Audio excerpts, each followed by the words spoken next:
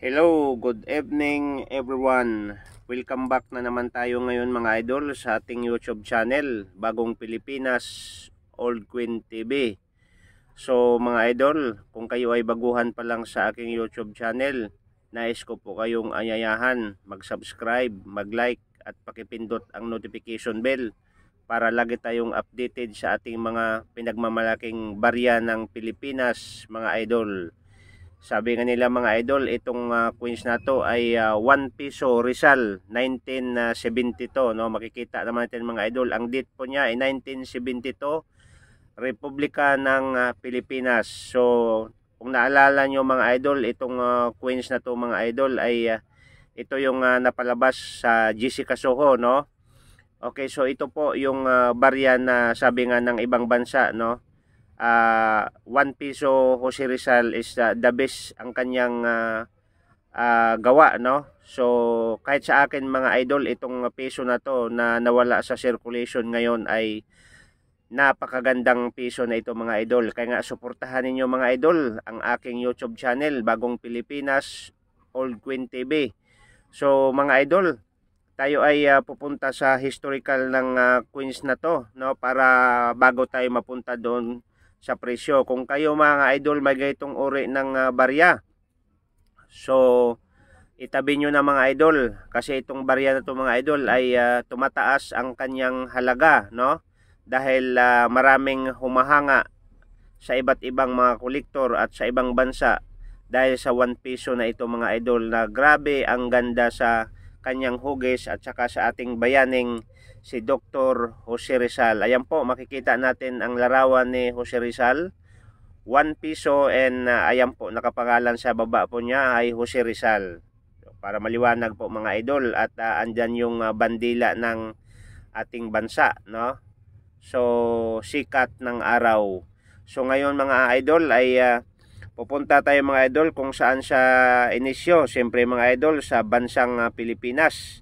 At ang period Republic dated mga idol 1946 para maliwanag idol ha. Ang kanyang type standard circulation queens, no? Yan po, no, pinakadabis talaga nga queens to mga idol ng 1972.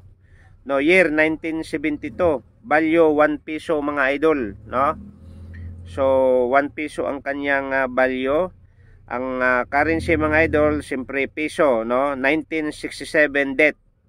So ang kanyang composition mga idol, nickel brass na 70%, copper 18%, zinc 12%.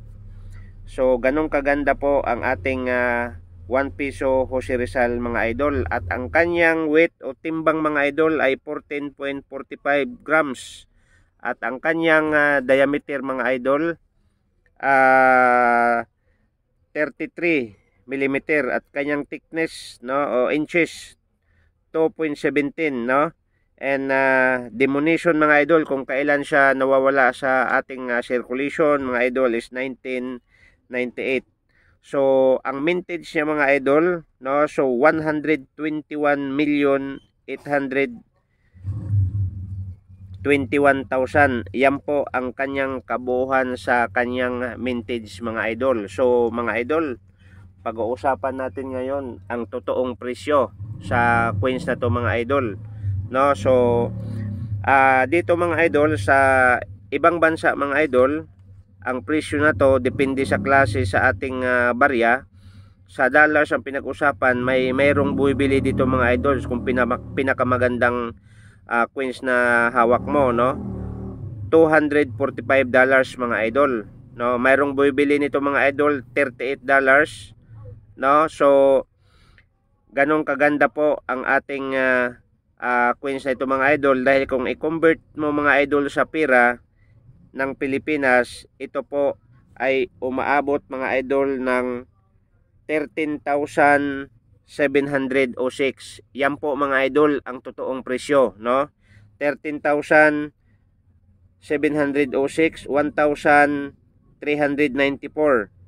So yan po ang presyo sa Pilipinas mga idol. Kaya nga mga idol, ulitin ko, no, sa lahat ng mga nanonood sa aking video, no, so please suportahan natin ang ating pinakamagandang piso na Jose Rizal sa kasaysayan ng mga barya sa Pilipinas, no? Hanggang ngayon mga idol ay nandiyan pa rin at napakarami ang aking collectible nito mga idol, 1972 at saka 1974. So, nais ko kayong ayayahan uli mga idol nga suportahan ninyo at maraming salamat sa lahat ng mga taga-subaybay sa ating YouTube channel at sana magustuhan ninyo.